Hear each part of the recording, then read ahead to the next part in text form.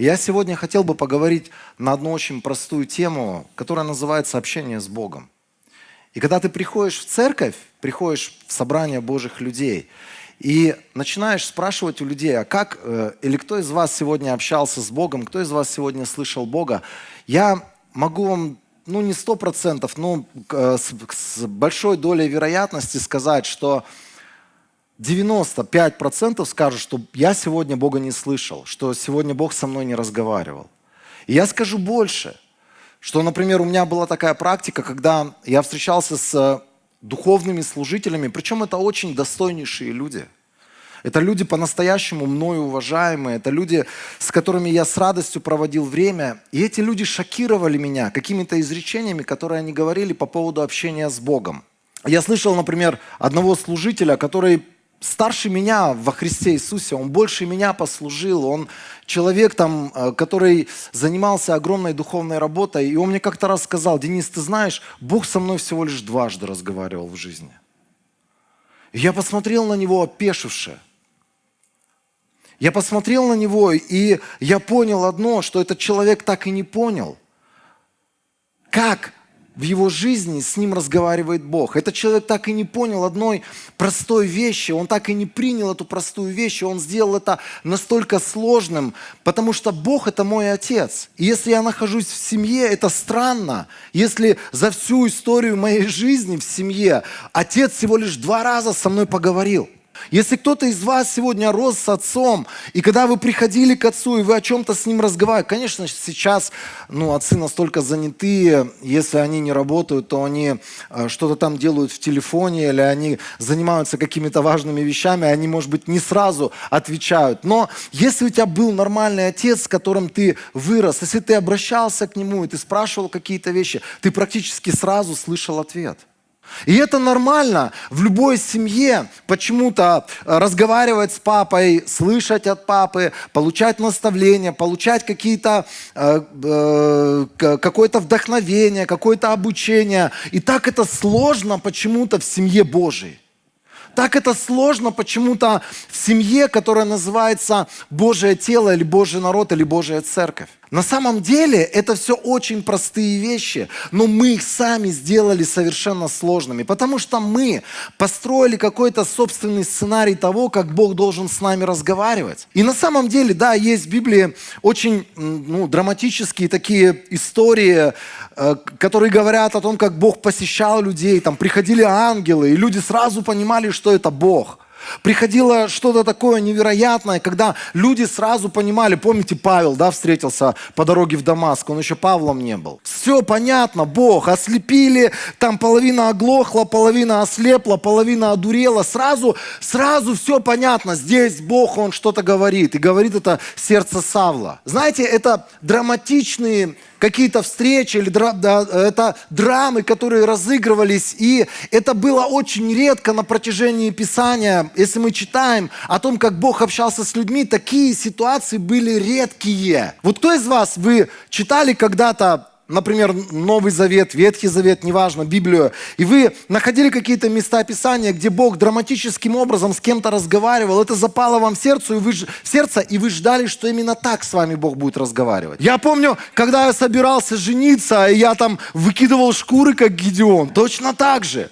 И я думал, что, знаете, я сидел на лавочке, это был апрель или месяц май, вот подобная погода была. И я говорил: Бог, если это от тебя, пусть сейчас дождь пойдет. Ага. Мы заказываем, как Бог будет с нами разговаривать, но Он достучался до меня, и Он говорил со мной совершенно другим образом. Это другая тема, я об этом сейчас не буду говорить. Недавно мы с Алиной читали послание Даниила, когда мы говорим о драматичных встречах, которые люди переживали. Я тоже хочу, например, чтобы со мной Бог разговаривал и писал письмена какие-то на стене. Когда все понимают, что Бог здесь, и Он с тобой разговаривает, рука Его пишет прямо по штукатурке. Помните эту историю? Правда, печально все закончилось, значение было так себе. Но многие из нас, мы почему-то именно так себе это представляем. Какие еще вот у вас в голове есть, какие образы, как Бог разговаривает? Осел, да, когда осел, знаешь, он идет, и ты просто начинаешь с ним разговаривать, он оборачивается, и с тобой по-кыргызски просто на изи там. Кандайсын, да, нормально все, джакши, озун канда. И ты такой хоп, со слом начинаешь, как с посланником Божьим. И ты понимаешь, Бог с тобой сегодня разговаривает. Если вдруг с тобой собака начнет разговаривать или осел, попроси, чтобы кто-то за тобой присматривал. Такая себе эта история, знаешь, на грани. Какие еще ситуации есть, когда мы хотели, чтобы Бог с нами разговаривал? Я иду, и вот такой гром с неба: Денис, не ходи сюда, ходи туда. Так, да, мы все думали? Мы же все думаем, что Бог вот он как-то вот просто появится в каком-то неком образе и будет нам в ухо что-то вещать. Прям мы будем понимать: о, Бог, ты пришел. На самом деле все по-другому, все просто. И мы сами из-за своих сценариев мы сделали сложным очень простое. Мы сделали сложным то, что по факту очень простое. Я прочитаю несколько мест Писания, я покажу вам на самом деле, что сам Иисус даже к этому относится очень просто. Иоанна 10 глава, с 3 стиха там написано так. «Сторож открывает пастуху дверь, и овцы слышат его голос. Он зовет своих овец по именам и выводит их. Когда он выведет всех своих, то идет впереди них, и овцы идут за ним, потому что...» Знаете, я овца Божия. Я просто однажды признал, когда я принял Христа в свою жизнь, я сказал: Иисус, до этого я был непонятно кто, волк, козел, там баран, хоть кто. Но сегодня, когда я принял тебя, оказывается, я стал овцой.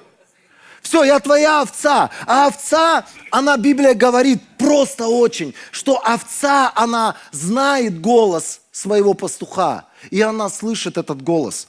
Как ты его можешь слышать? Знаете, мы много раз говорили о том, что Бог обращается к нам через людей, Бог обращается к нам через Писание. Но очень важно принять и понять, что внутри нас поселился Дух Святой. Внутри нас вот эта генетика, она же не просто какая-то, знаете, вот клеточка ДНК поселилась. Внутри нас сегодня живет личность, которому имя Дух Святой.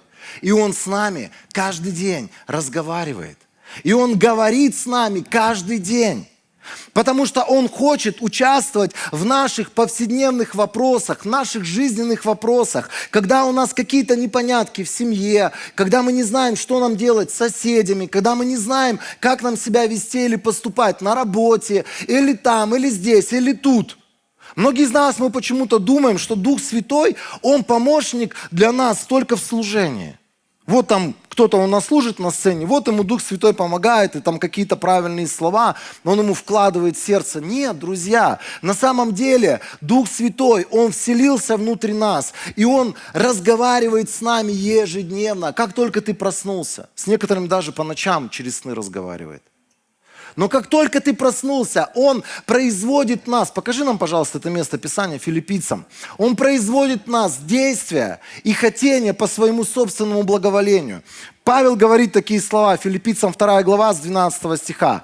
Здесь написано: «Мои любимые, вы всегда были послушны не только, когда я был с вами, но и гораздо более того сейчас в мое отсутствие». Он говорит о послушании слову, которое Он проповедовал. Он говорит о послушании вещам, которые Он говорил от Бога в их жизнь. И они были покорны. Но Он уехал, он ушел, по своим миссионерским делам отправился. И они остались с кем? Они остались с благодатью Божией, с Духом Святым. И Он говорит: вы продолжаете быть такими же послушными. И Он дальше говорит: со страхом и трепетом проявляйте на деле плоды вашего спасения, потому что это сам Бог совершает в вас работу, пробуждая в вас и желания, и действия согласно своей воле. Друзья, вот здесь очень простые слова написаны о каждом из нас, что внутри нас Бог проявляет желание, или Он вкладывает какое-то желание или какое-то действие, чтобы через наши поступки проявлялся Он сам. Это и есть простое общение с каждым из нас. Ты утром проснулся, а у тебя вдруг какое-то желание появилось. И это желание может быть очень странным. Это желание может быть очень каким-то, как тебе даже может показаться нелепым. Кому-то позвонить, сказать какие-то слова, кому-то что-то написать. Например, с кем-то чем-то поделиться. Для кого-то, может быть, прийти и поддержать его в какой-то момент. Хотя ты совершенно другие вещи планировал сегодня делать. Очень много моментов есть в нашей жизни, когда мы просто по какому-то внутреннему желанию делаем одно, другое, третье. И это простые вещи, ежедневные. Мы с Алексеем едем, и сестра одна звонит, а мы едем, как раз выехали только из дома. Она живет в том же районе, где Алексей, а у них там город миллионы километров, хотел сказать, но это преувеличение. Десятки километров, чтобы из одного места в другое попасть, там просто расстояния какие-то кошмарные. И этот человек звонит и говорит: а вы случайно не в моем районе? И я говорю: вот, воистину, водимый духом человек. Она не знала о том, что мы едем сейчас и проезжаем практически мимо ее дома. И в этот момент кто ее побуждает позвонить? Кто-то, кто знает, где мы сейчас находимся. Кто-то, у кого есть знания наперед, у кого есть знания о каких-то вещах элементарных. И так у нас в жизни постоянно происходит. Ты получаешь какое-то желание, какое-то хотение, что-то сделать, что-то пожертвовать, кому-то позвонить, кому-то что-то сказать, куда-то пойти. Потому что внутри нас живет Божие помазание. Второе послание к Коринфянам, 1 глава. Вот здесь интересно написано, что Бог делает и нас, и вас непоколебимыми во Христе. Апостол Павел вместе со своей командой пишет послание к Коринфянам и говорит: вы и мы непоколебимы во Христе, и Он совершил над нами помазание. И вот это вот, знаете, вот здесь очень быстро он пробегает какие-то важные вещи, буквально вот так, цепляет и дальше пошел. То есть он говорит: над нами было произведено помазание. Что это такое, друзья? Это такая вещь, она вроде бы незаметная здесь, она вроде бы, знаете, большими буквами, да, она большими буквами не выделена, вроде бы между делом он им говорит, но это так важно. Над нами было совершено помазание, когда мы уверовали, когда мы приняли Христа. Что это значит? Что это значит, друзья? Потому что знаете, вот если вы никогда не обращали внимание на это место Писания, я хотел бы, чтобы ты где-то себе его подписал, там что-то сделал, какую-то заметку, подметку, где-то себе большими буквами выделил и каждый день говорил это, что надо мной совершено помазание. Что такое помазание? Когда вот вы когда слышите, там, например, Бог помазал кого-то, какие у вас приходят ассоциации в голову? Цари. Помните Давид, да, которого нашел Самуил? Пришел с рогом масла, и он помазал его. Что происходит в этот момент? В этот момент на человека вместе с помазанием елеем приходит помазание Духа Святого, и этот человек становится способным слышать Бога. И это помазание было на них, на царях, на пророках и на первосвященниках. Это делало их способными слышать голос Божий. А здесь про кого написано, что над нами было совершено помазание? Если вдруг ты сегодня сомневался, что ты не можешь слышать Бога, ты не способен слышать Бога, Писание тебе говорит, что над тобой было сделано помазание, когда ты принял Христа в свою жизнь. И в этот момент Бог поставил на тебе свою печать. Он вложил в наши сердца своего Духа, как залог того, что Он нам обещал. Внутрь тебя Он еще вложил что-то, что свидетельствует тебе о том, что однажды Он вернется за тобой. Что бы ты ни чувствовал сегодня, например, я себя сегодня плохо чувствую, я не чувствую ни помазания, ни силы Божьей, вообще ничего не чувствую. Я не чувствую, что Бог есть, я не чувствую, что Он меня как-то касается. Вообще просто могу себя чувствовать совершенно плохо, какие-то болезни, какая-то эмоциональная составляющая может разбивать меня изнутри. Но это не отменяет факта, который здесь прописан, что Он поставил печать на тебя, внутри тебя помазание Духа Святого,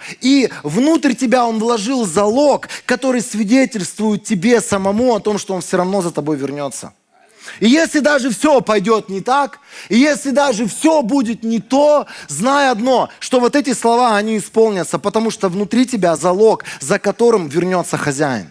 Знаете, друзья, вот кто-то, может быть, сидел и думал, ну я не такой достойный человек, я не такой помазанный, я не такой, там, может быть, какой-то великий, особенный. Здесь над каждым, апостол Павел говорит, было произведено помазание, кто принял Христа. И это внутри нас. И это проявляется очень просто, когда внутрь нас вдруг приходит какое-то желание сделать какие-то вещи. И это, знаете, это просто элементарные какие-то моменты. Мы, когда с одним человеком, Вадимом Духом Святым, пообщались, я через несколько дней уехал в другой город. И знаете, вот я в этот город приехал, мне надо было пойти на почту. Там меня ждала посылка, люди просто одни заказали эту посылку для того, чтобы я ее взял и передал другим людям. Вообще я как почтальон должен быть, посредник должен был быть. И мы с аэропорта ехали когда, и мы, знаете, уже там время было такое, там до 7 почта работает, а было там 5 с копейками, уже вот-вот скоро почта закроется. И когда мы пришли на эту почту, я не знаю, кто был последний раз на обычной государственной почте. Есть, знаете, вот специальные конторы на этой земле существуют, которые в нас вырабатывают стойкость, терпение, верность, постоянство. И мы когда зашли туда, и там такая одна тетенька, и видно, что она уже так долго обслуживает этого человека, который рядом с ней стоит, потому что он уже и так, и сяк, и вот так. И он там уже всем своим видом показывает, что он уже устал. Знаете, мы когда вошли туда, там человек 10 на этой почте, и мы такие, типа, она одна работает? Все они такие. Надо было видеть просто всю эту вот картину, всю эту атмосферу. И я такой, не знаю, что делать. Пошел на стенды смотреть. А они на нас смотрят, как на идиотов, люди, которые там стоят. Потому что все смотрят на часы и понимают, что 10 человек за этот час она не отпустит 100 пудов. А там остался час с копейками. И мне Салман тоже говорит, давай, может быть, в другой день заедем. Я говорю, да какой другой день? Надо сегодня это сделать обязательно. Закрыть вопрос, чтобы к этому не возвращаться. Желание у меня было внутри моего сердца. И я прошелся сначала, посмотрел на всякие стенды, на людей посмотрел. И тут у меня желание просто... Там 2 окошка. В одном окошке эта тетенька неторопливая, а в другом окошке нет никого. Я подошел, оперся на это окошко, на этот прилавок такой, посмотрел, где-то, может быть, моя посылочка там лежит, там позаглядывал. Вдруг откуда ни возьмись выходит тетенька. Говорит, вам посылку забрать? Я говорю, да. А давайте номер трека. Я тут же читаю номер трека. Вся эта почта в ауте просто. Она мне тут же выдает посылку, я забираю, ухожу, и там разговоры. Как так? Вы говорили, вы одна работаете. Че этот человек пришел? Он получил свою посылку. Мы тут стоим часами. Там, знаете, столько всего происходило. Мы такие с Салманом вышли, друг на друга посмотрели, сказали, Бог благ. И буквально вот видит Бог, 5 минут не прошло. Человек, которого обслуживали первый, его так и продолжали обслуживать. Я забрал свою посылку, ушел, как ни в чем не бывало. Просто было желание подойти к этому прилавочку и заглядывать в это окошко, искать там по-дурацки. И кажется, взрослый человек, мужик, тебе 50 лет, ты что там ищешь? Ты еще залезь вот через этот прилавок, залезь туда тогда. Иногда нас Бог побуждает делать простые вещи. Это совершенно вещи, они кажутся нелепые. Это вещи, которые просто внутри нас рождены от Духа Святого. И когда мы их начинаем делать, и потом мы это сделали, смотрим назад и думаем, вау, вот это результат. Многие люди говорят, я тоже делаю то, что у меня есть желание в сердце. У меня есть такое побуждение в сердце. И я иногда говорю, слушай, твое желание, оно рождено адом. Оно рождено плотью, потому что. Есть божественная генетика. Эта божественная генетика называется «водимые духом». А есть генетика наших предков, водимые плотью. Это то, что плоть наша желает. Это то, что Писание называет похотями плоти, желаниями плоти. Это то, что нашим эгоизмом рождено. Это то, что рождено каким-то нашим тщеславием, нашей гордостью. Вот любыми желаниями, за которыми стоит наша плоть. Ты можешь всегда проверять, если вдруг у тебя появилось желание кому-то послужить, с кем-то чем-то поделиться, кому-то позвонить и сказать какие-то добрые слова, что-то от себя оторвать. Поверь мне, навряд ли это рождено от плоти. Потому что плоть будет говорить, а что для меня? А где для меня? А где моя любовь? Обними меня. А давайте вернемся в Иоанна 10 главу 10 стих. Иисус, Он объясняет 2 разные сущности. И Он говорит, есть дьявол, который пришел украсть, убить и погубить. Вор приходит только для того, чтобы украсть, убить и разрушить. Вот все наши желания внутренние, которые попадают в наше сердце, если это желание, ты однозначно понимаешь, оно будет тебя разрушать, убивать, оно будет что-то воровать из твоей жизни, поверь мне, это не от Духа Божьего и не от Бога желание пришло в твое сердце. Просто же. Ну просто же. Например, вот там пообщаться с этой женщиной наедине мне хочется. Серьезно? Какой ты игривый. Лосось или как там тебя назвать. А ты не думал о том, что дьявол тебя убьет, украдет вот все, что было построено до сегодняшнего дня, все это украдет, убьет тебя как духовного человека и разрушит твою судьбу. Ты об этом не думал никогда? Друзья, вот желания, которые мы сегодня имеем, желания, которыми мы сегодня движимы, мы должны фильтровать через это место Писания. Если мы понимаем, что дьявол через это нас обкрадет, что дьявол что-то убьет в нашей жизни через это, что что-то будет разрушено в нашей жизни через это, in the name of Jesus, это не от Бога. Go away из моей жизни. Все эти желания, решения, это не от Бога, я не собираюсь этим жить. Есть многие желания, например, которые рождены моей плотью. Некоторые люди, знаете, вот они, вот когда дело там диет касается, они начинают, что ты вот это не хочешь, вон то не хочешь. Хочу. Так же, как и все, хочу, знаете, вот сожрать вот такую французскую булку прямо из печки и запить вот такой литровой бутылкой сливок это все. Хочу прям горячую лепешку, вот так, знаете, вот, а здесь прям, чтобы вот сверху, знаете, вот так еще, чтобы плова навалили мне вот так вот узбекского, чтобы прям от него... Я хочу! Много чего хочу, я понимаю, это плоть, которую я обязан пленять, порабощать, запрещать. Знаете, вот я недавно слушал проповедь там одного человека Божьего, его звали Джек Кол. И этот человек закончил, он очень крутой был дядька, и на его там служениях, он был евангелист, на его служениях происходили невероятные чудеса. Но этот человек закончил очень печально, потому что он позволил желаниям своей плоти превалировать или преобладать в его жизни над желаниями Божьими. И там, где ему нужно было себя судить, там, где ему нужно было обрезать свои желания, потому что они приходили от плоти, он просто позволял этим желаниям реализовываться. И этот человек умер в 38 лет. До 38 лет он сделал гигантскую работу, гигантский труд. И сколько бы он сделал еще больше для Бога, если бы он в свое время понимал, что есть желания, которые приходят от нашей плоти. Я хочу одно место Писания прочитать с вами. О том, как с апостолом Павлом общался Бог.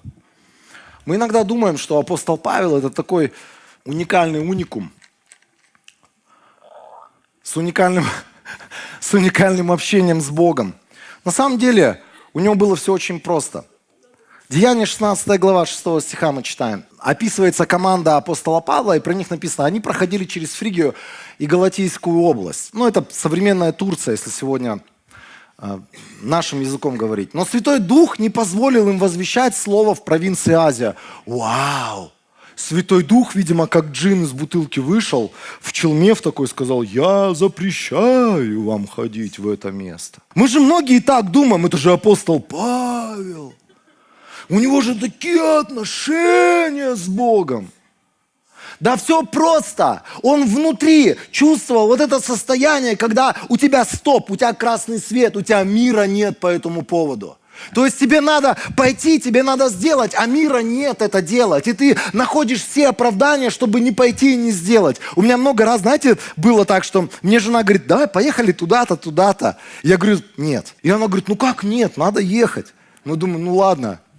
Любовь моя больше. И мы приезжаем, там либо закрыто, либо больше не существует этого места, либо там все перекопали вообще. И ты думаешь, внутри-то было, что не надо это делать. Это просто все, друзья. Когда у тебя мира нет по поводу каких-то вещей, к тебе приходит человек, что-то просит, и ты вроде бы по любви должен поступить, а мира нет. Тебя приходит человек, например, и просит, чтобы ты занял ему деньги, чтобы ты помог ему там с одной или с другой ситуацией. И вроде бы по-братски ты должен сделать это, а мира нет. Вы все понимаете меня, потому что у каждого из вас были какие-то подобные ситуации, когда нет мира, и ты внутри понимаешь, что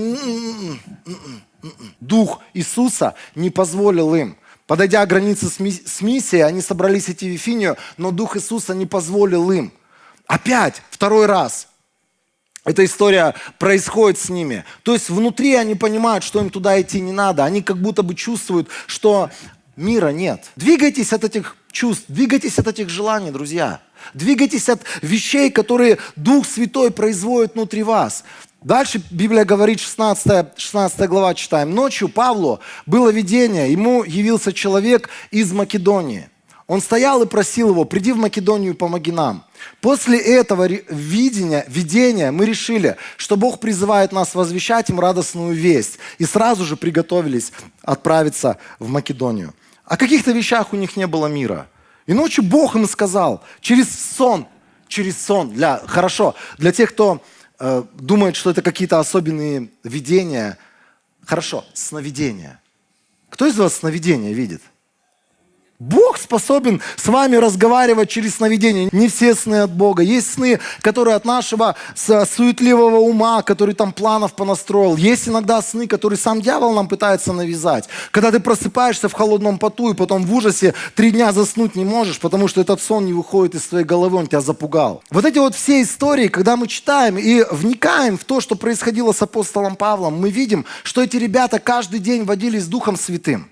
И это все происходило очень просто, потому что они его овцы, а овцы Божии слышат голос своего пастуха. Живущие по греховной природе думают о том, чего хочет эта природа. Вот смотрите, желания, которые рождены греховной природой, это не от Бога, это очень легко же.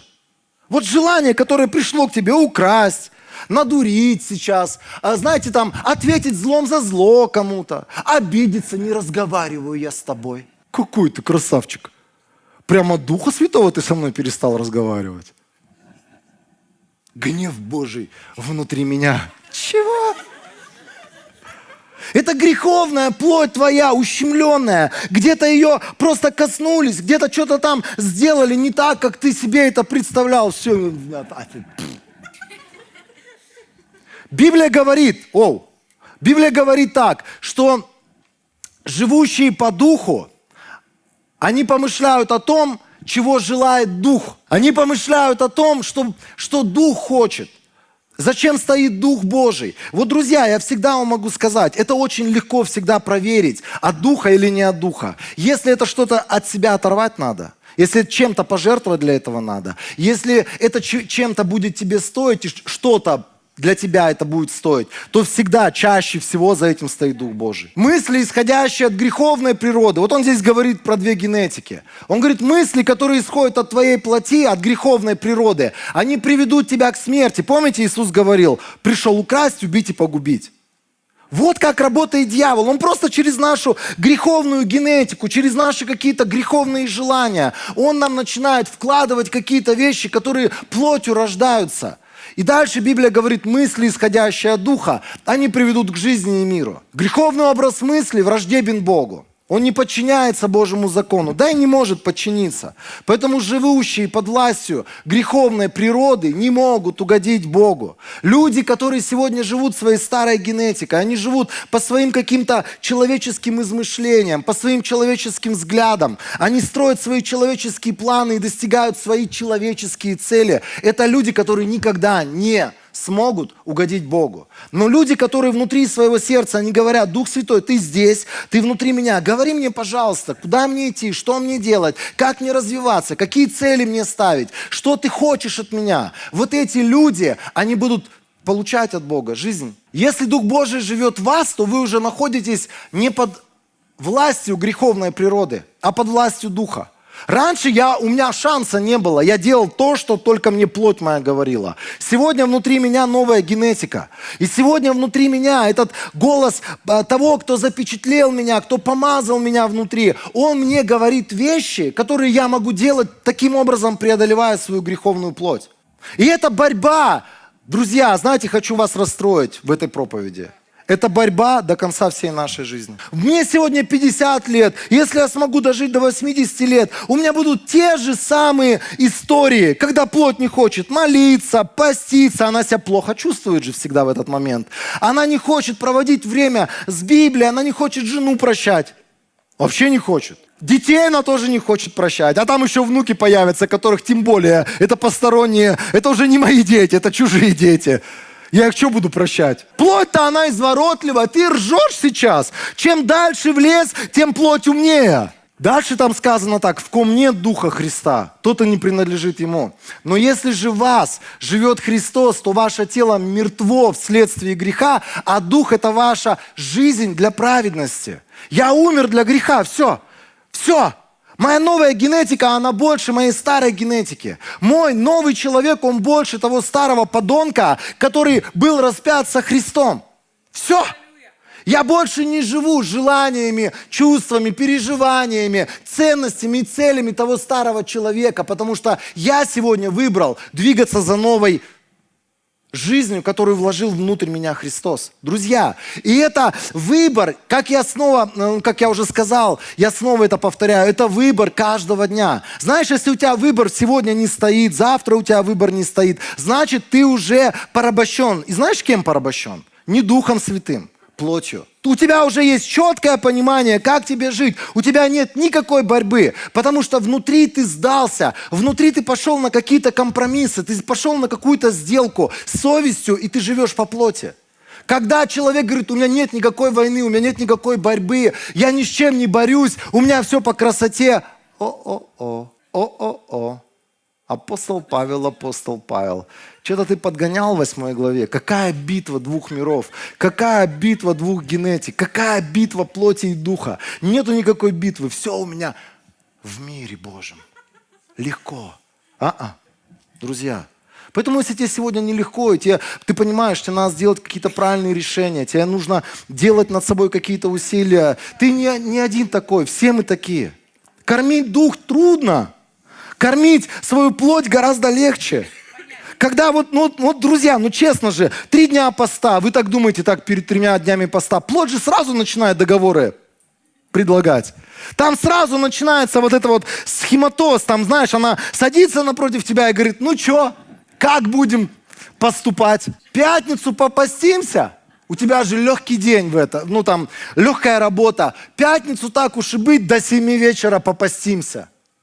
И все, и нормально же. У всех у нас одинаковая плоть. Она ко всем одинаково просто говорит какие-то вещи. Ты решил, что ты будешь каждое утро молиться. Ты решил, что ты будешь каждое утро делать какие-то правильные вещи, проводить со своим Богом встречи, отношения будешь с Ним строить. Потому что там дальше еще написано, что голос Божий знают те, которые время проводят со своим хозяином, которые знают, как звучит этот голос. Чтобы знать этот голос, с ним надо время проводить. Это в Иоанна 10 главе вы найдете.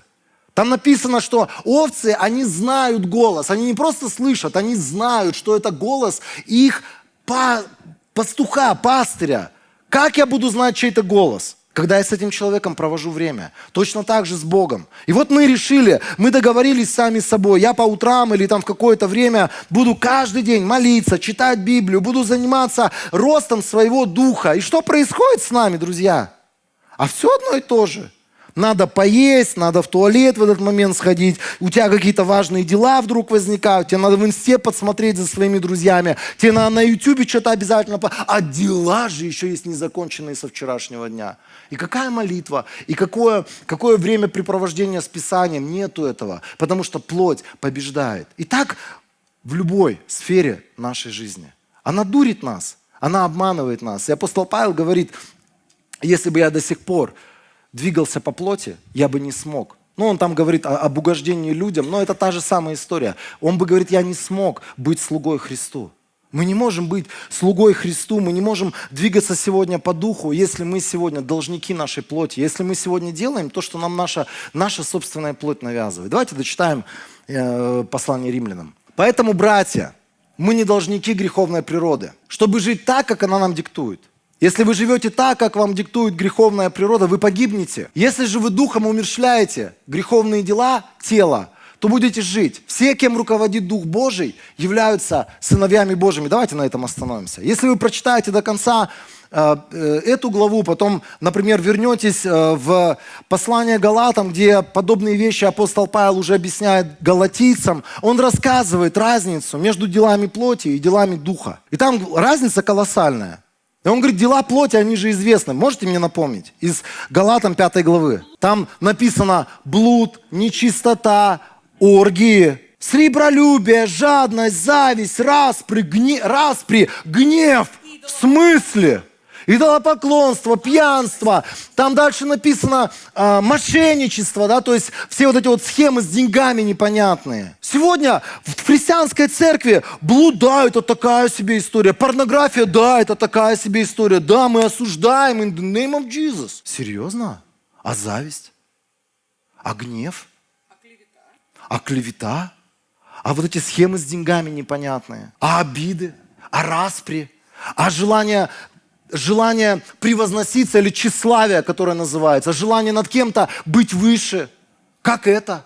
Это все дела плоти, одной и той же плоти. Просто есть какие-то откровенные вещи, на которые ты смотришь и говоришь, от дьявола человек. А на каких-то людей ты смотришь, думаешь, он хороший человек, ну немножко позавидовал, немножко гневливый, правда, скотина. А так нормальный. Знаете, там есть другое. Он говорит, а дела духа, они тоже известны. И очень просто начинает перечислять любовь, мир, радость, долготерпение, вера, воздержание, кротость. Это все, что приходит от Духа. Это то, что мы должны тренировать. Это то, над чем нам надо работать. Это новая генетика, друзья.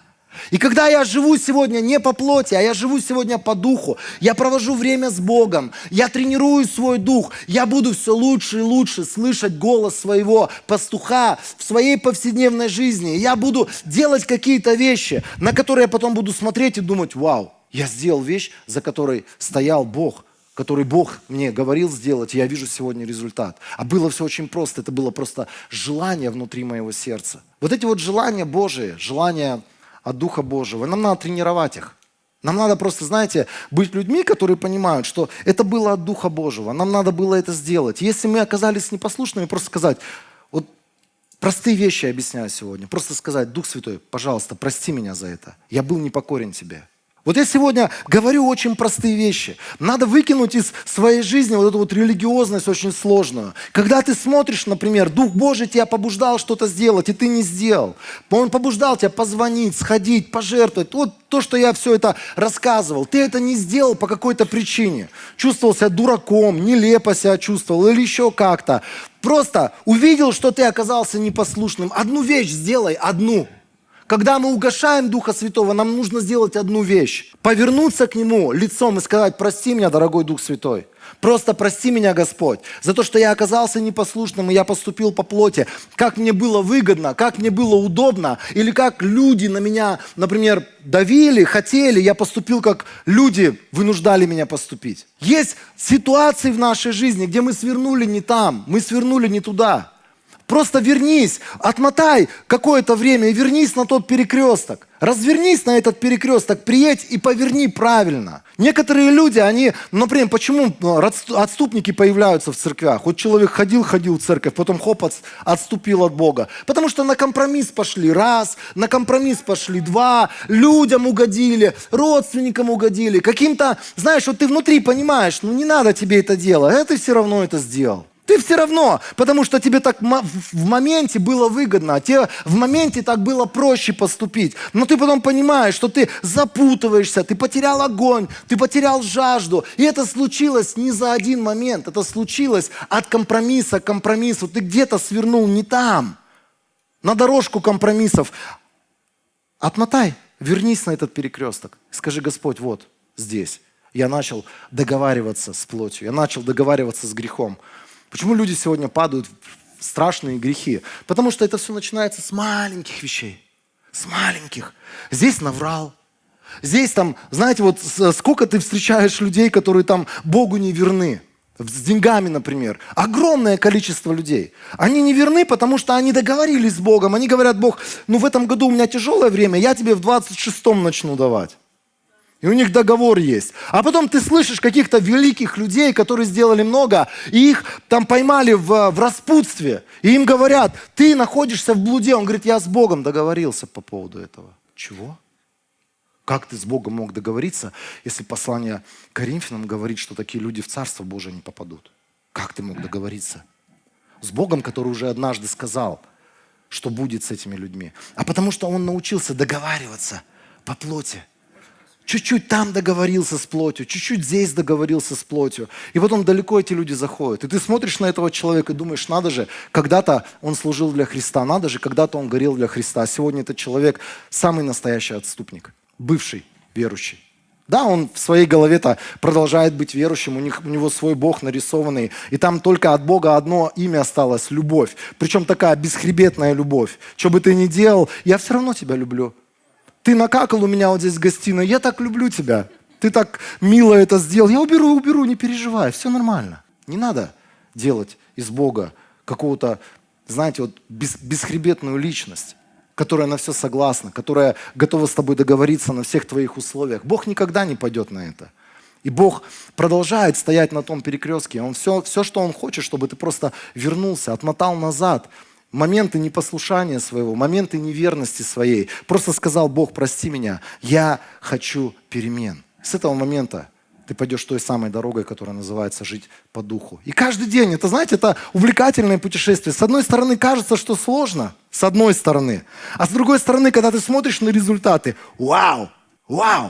Ты думаешь, слава тебе, Господь, столько невероятных вещей ты сделал, столько невероятных чудес ты сделал. Да, казалось трудным, да, казалось сложным, но результат, он оправдывает, он впечатляет, и он больше, чем все наши усилия. Он перекрывает все наши затраты. Аминь.